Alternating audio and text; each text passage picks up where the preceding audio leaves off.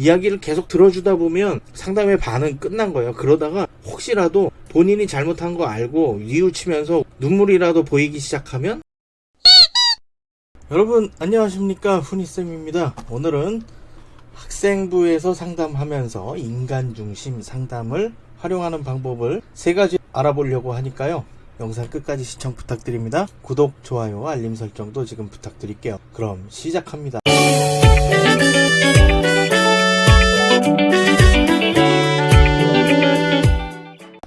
학교 현장에서 상담을 할 때, 특히 학생부에 잘못한 일로 온 학생들하고 상담을 할 때, 앞으로 인간 중심 상담을 할 거야? 아니면 프로이트의 정신분석 상담을 할 거야? 라고 이야기하고 상담하는 경우가 있을까? 그러면 학생들이 자연스럽게 상담을 할까요? 아니겠죠.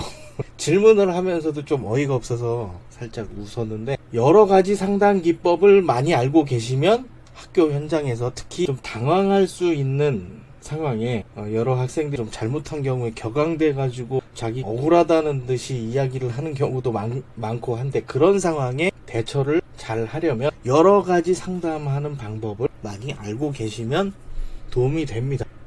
담임 선생님들이나 학생부 선생님들이 항상 딱 정해진 이 패턴으로 상담을 하진 않아요. 그러다 보니까 이런 상황에는 이렇게, 저런 상황에는 저렇게, 학생들이 정확한 그 성향 파악이 안 되는 경우도 있거든요. 그런 것들을 다 종합해서 활용할 수 있게 여러 가지 상담 방법을 많이 알고 있는 게 도움이 됩니다. 오늘은 인간 중심 상담에 대해서 말씀을 드리고, 학생부에서 이 생활지도를 한 3가지 정도로 어떤 방향으로 하면 좋을지 그걸 말씀드리려고 해요. 선도위원회를 열어보면 한 10건 중에 한두 건은 본인이 잘못한 것도 모르고 들어와가지고 저 왜 불렀어요? 다음에도 또 그럴 건데요.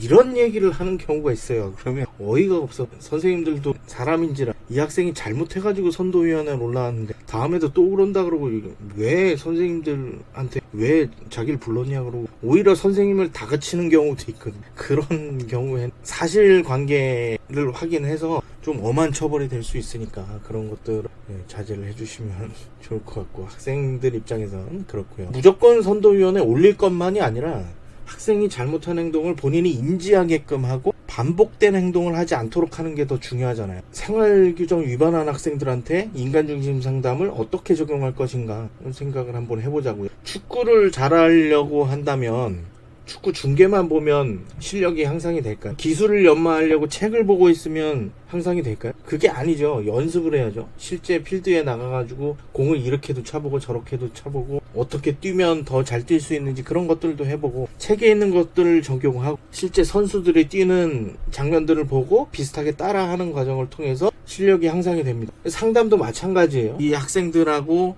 많이 접하고 들어주고, 학부모님들하고도 이야기를 많이 나누고 들어주고 공감하고 소통하는 그런 과정 등을 통해서 진실된 마음으로 주고받는 과정을 통해서 상담도 기법이 향상될 수 있다고 생각을 하거든요. 이 상담이라고 하는 게 라포 형성이 되어 있지 않으면 대화를 하기 어렵잖아요. 학생들하고 계속 소통하는 방법을 취하는 것이 좋을 것 같습니다. 또 이 인간중심 상담이 인간은 신뢰할 수 있는 존재로 보고 잠재력을 발휘할 수 있도록 내재적 동기를 갖게 해요.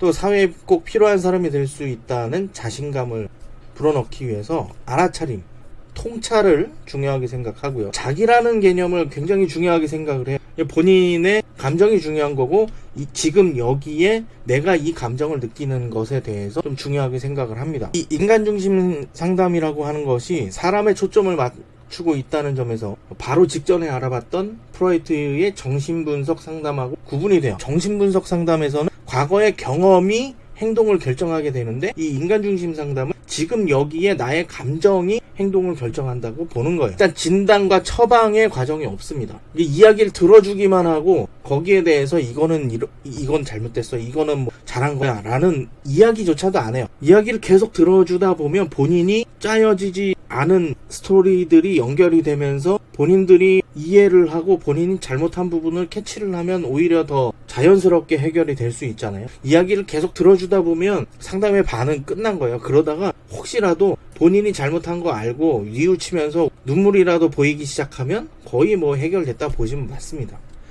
본인이 해결한다 그러는데 이야기를 하다가 정리가 나름 되면서 통찰의 과정을 거치게 되면 상담하는 선생님의 상담이 끝나게 되는 거고, 이 바람직한 방향으로 개선하게 되는 거죠. 지금까지 말씀드린 내용을 바탕으로 세 가지로 정리를 해드릴게요. 인간 중심 상담에 대해서는 첫 번째, 진단과 처방이 없습니다. 들어주면 이제 반은 본인이 해결을 하는 거예요.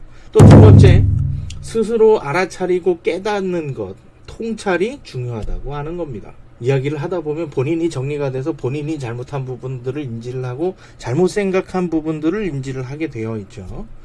세 번째, 상담을 통해서 성장을 하는 과정으로 생각을 하시면, 학생들하고 상담을 하실 때 진실한 마음으로 공감을 하고 존중하고 수용하는 그런 과정들을 통해서 학생들이 나는 충분히 가치 있는 사람이다 라고 인정할 수 있게끔 인식을 심어주는 것이, 오늘 영상이 도움이 되셨다면 구독, 좋아요, 알림 설정 부탁드릴게요. 감사합니다.